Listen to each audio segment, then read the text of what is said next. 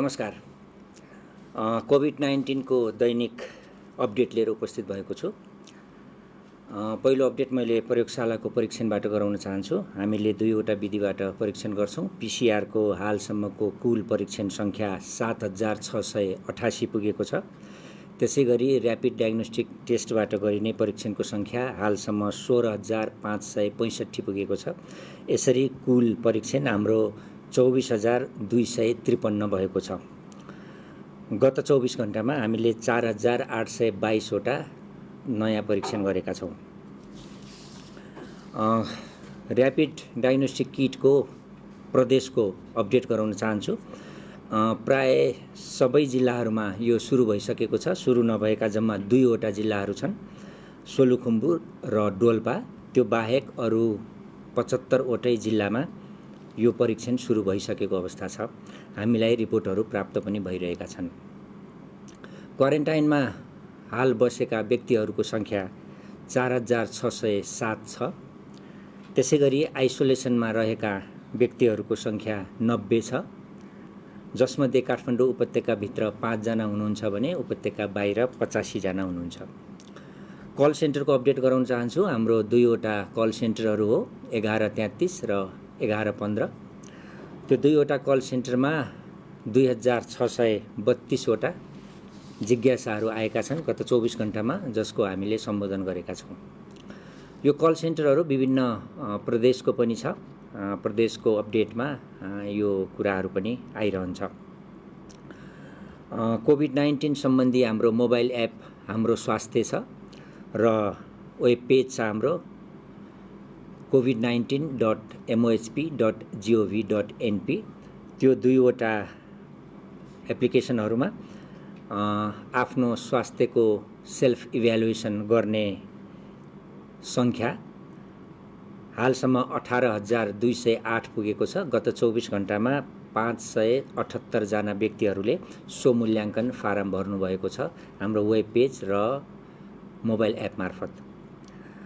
त्यसमा रेड जोनमा पर्ने हालसम्मको संख्या 251 छ। गत 24 घण्टामा 2 वटा मात्र रेड जोनमा पर्नु भएको छ।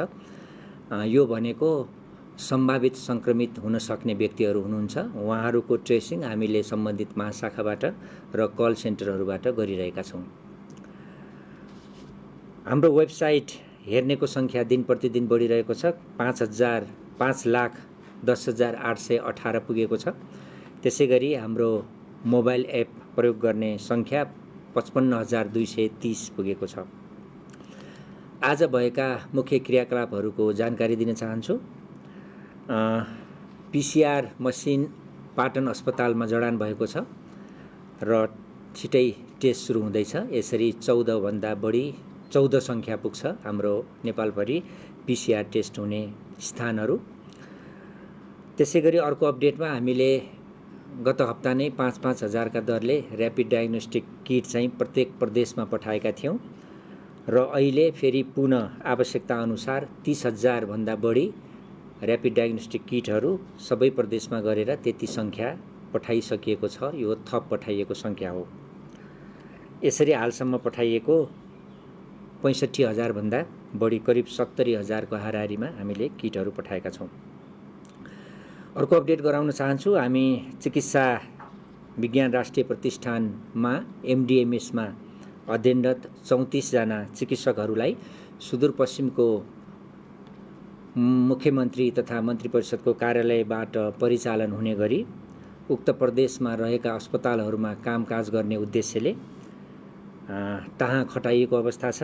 आजै उहाँहरू हवाईजहाज मार्फत चार्टर गरेर धनगढी पुगिसक्नु भएको छ। सुदूरपश्चिम प्रदेशमा छिमेकी मुलुक भारतबाट र अन्य मुलुकहरूबाट ठूलो संख्यामा व्यक्तिहरू नेपालीहरू आउनु भएको छ। यसलाई दृष्टिगत गरी र पहिलो चरणमा हामीले टाढा रहेको प्रदेशमा, भौगोलिक हिसाबले टाढा रहेको प्रदेशमा कोभिड-19 को रोकथाम र नियन्त्रणको लागि थप जनशक्तिको आवश्यकता महसुस गरी तहाँ चिकित्सकहरूलाई पठाइएको हो। हाल उहाँहरूलाई 1 महिना अवधिको लागि पठाइएको छ। आवश्यकता अनुसार हामीले त्यो अवधि थप गर्नेछौँ। मन्त्रालयले त्यो थप गर्नेछ। विभिन्न जिल्लाहरूमा र्यापिड डायग्नोस्टिक टेस्टबाट पोजिटिभ आएका रिपोर्टहरू आएका छन् र हालसम्मको PCR परीक्षणमा उहाँहरूको नतिजा नेगेटिभ छ, केहीको परीक्षणको क्रममा छ। त्यसैले हाल सङ्क्रमितको सङ्ख्या जम्मा 16 हो। 1 जना घर फर्किएको अवस्था र 15 जनाको टेकुमा 2 वटा, पाटनमा 2 वटा, बागलुङमा 2 वटा, धनगढीमा 5 वटा र वीरगञ्जमा 4 जना गरी उपचार भइरहेको छ। सबैको स्वास्थ्य स्थिति सामान्य छ। अन्तमा म एउटा अनुरोध सहित आफ्नो अपडेट अन्त्य गर्न चाहन्छु। आजको अनुरोधमा मैले स्वास्थ्य तथा जनसङ्ख्या मन्त्रालयको तर्फबाट नियमित रूपमा आधारभूत स्वास्थ्य सेवा सुचारू नभएको विषय केही स्थानमा प्राप्त भएको छ। नियमित खोप सेवा, सुरक्षित मातृत्व सेवा, नवजात शिशु उपचार सेवा, सुरक्षित गर्भपतन सेवा, परिवार नियोजन सेवा, क्षयरोग, मलेरिया र HIV को विरुद्धका औषधिहरू सेवन गर्ने सेवा लगायतका विभिन्न आधारभूत सेवाहरू केही स्थानहरूमा अवरुद्ध भएको गुनासोमा यस मन्त्रालयको ध्यानाकर्षण भएको छ। यस सम्बन्धमा हालै जारी गरिएको कोभिड-19 को महामारी सन्दर्भमा कोभिड तथा अन्य स्वास्थ्य सेवा प्रवाहका लागि अन्तरिम निर्देशिका जुन जारी गरिएको छ, त्यो निर्देशिकामा पनि यस सम्बन्धी उपचार गर्ने अस्पतालहरू बाहेक अन्य अस्पतालहरूले नियमित रूपमा यस्तो किसिमको आधारभूत स्वास्थ्य सेवा दिनुपर्छ भन्ने उल्लेख गरिएकै छ। तसर्थ हरेक स्थानीय तहमा रहेका हेल्थ पोस्टहरू, प्राथमिक अस्पतालहरू, प्राथमिक स्वास्थ्य केन्द्रहरू मार्फत नियमित रूपमा यस किसिमका आधारभूत स्वास्थ्य सेवाहरू प्रदान गरिरहन यस स्वास्थ्य तथा जनसङ्ख्या मन्त्रालय अनुरोध गर्दछ। यसका लागि आवश्यक पर्ने औषधि र औषधिजन्य सामग्री उपकरणहरू स्वास्थ्य सेवा विभाग मार्फत व्यवस्था हुने नै छ र यसरी स्वास्थ्य सेवा प्रदान गर्दा भिडभाड नगर्ने र स्वास्थ्य सेवा लिन र दिनको निम्ति आवश्यक दूरी कायम गर्ने र सबैले यस किसिमको आधारभूत स्वास्थ्य सेवा पाउने सुनिश्चित गर्न स्वास्थ्य तथा जनसङ्ख्या मन्त्रालय सचेत छ र यो अनुसारको व्यवस्था गरिएको मैले जानकारी गराउँछु र सबै स्थानीय तहका जनप्रतिनिधिज्यूहरू, सरोकारवाला जीवहरू, स्वास्थ्यकर्मी, चिकित्सक सबैलाई यो काममा सहयोग गरिदिनु हुन अनुरोध पनि गर्दछु। किन भन्दा यस्तो खाले नियमित सेवाहरू अवरुद्ध भयो भने यसबाट भविष्यमा फेरि अर्को नयाँ किसिमको डिजास्टर आउन सक्ने स्थिति रहन्छ। त्यसले गर्दाखेरि यस किसिमका सेवाहरू अवरुद्ध हुनु हुँदैन। त्यस हिसाबले काम गर्न हामी मन्त्रालयको तर्फबाट अनुरोध गर्छौँ। आज अब धेरै जसो विषयमा अस्पतालको व्यवस्थापनको कुरा, सङ्क्रमितहरूको अवस्थाको बारेमा, सङ्क्रमितहरू र सम्भावित सङ्क्रमितको उपचार कसरी गर्ने, कस्तो किसिमको जटिलताहरू आउन सक्छन् र अस्पतालहरूले के गर्नुपर्छ र आफ्नो अनुभवसहित केही विचारहरू राख्दिन हामीले फोक्सो रोग तथा ICU विशेषज्ञ डाक्टर अर्जुन कार्कीलाई यहाँ निम्ताएका छौँ। म अब डाक्टर साहबलाई यस कुरामा प्रश्न पारिदिन म अनुरोध गर्छु।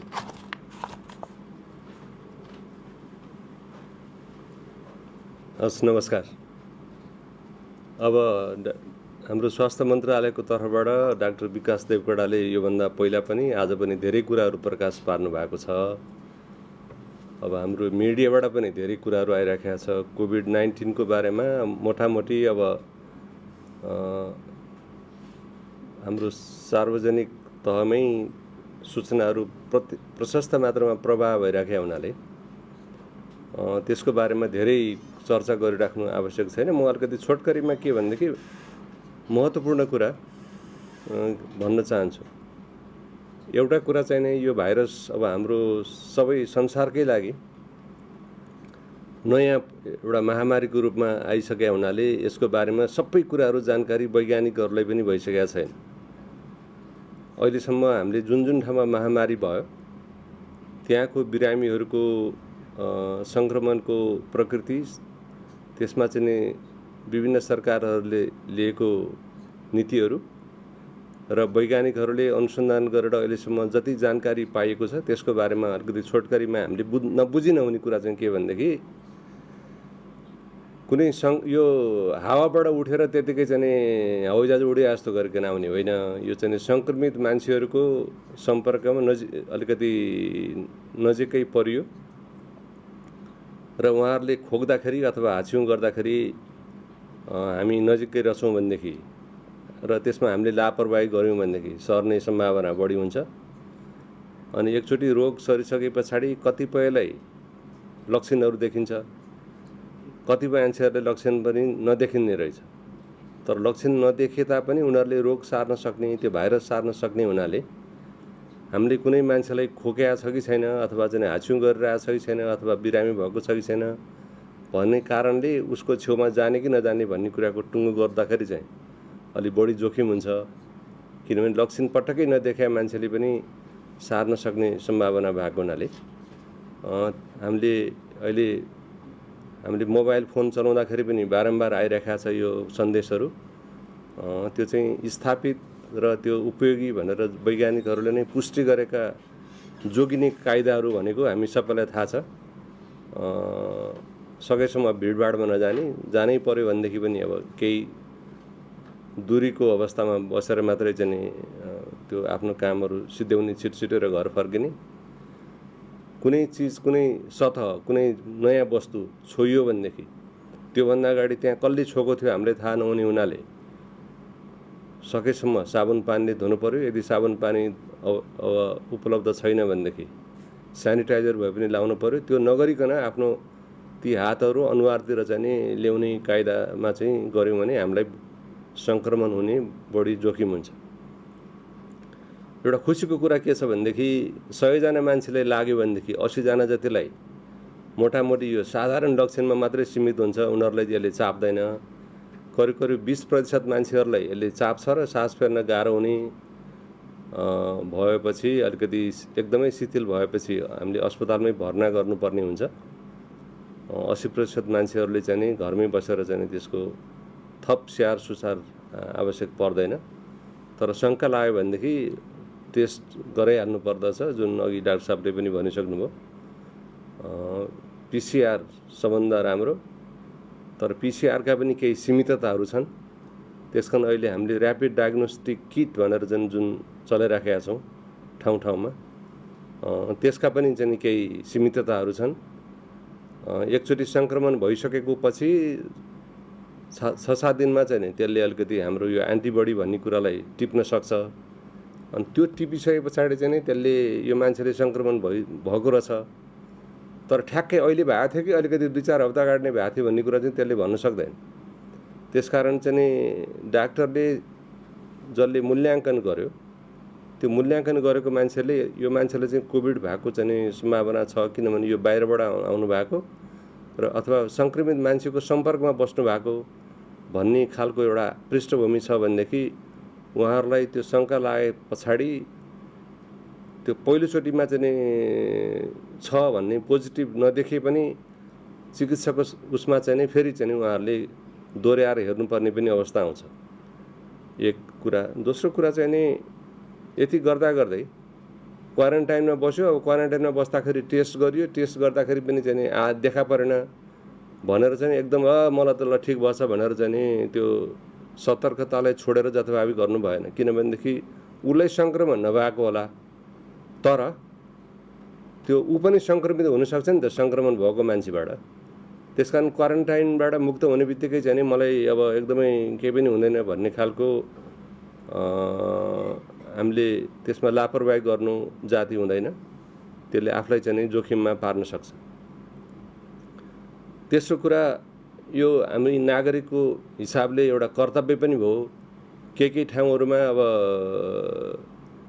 आफ्नो व्यवहारिक काम गर्नखेरि त हामीहरू बाहिर निस्किनै पर्यो। अब कतिपय ठाउँमा चाहिँ यो सरकारले भन्दैमा म किन टेर्ने, मलाई जे मन लाग्छ त्यही गर्छु भन्ने खालको अलिकति अल्पकालीन सोचाइबाट प्रभावित भएर अलिकति नियममा नबसेको, आफूले जुन सतर्कता अपनाउनु पर्ने हो त्यो नअपनाएको भन्ने खालको कुरा पनि हामीले ठाउँ ठाउँमा सुन्नमा आइराखेको छ।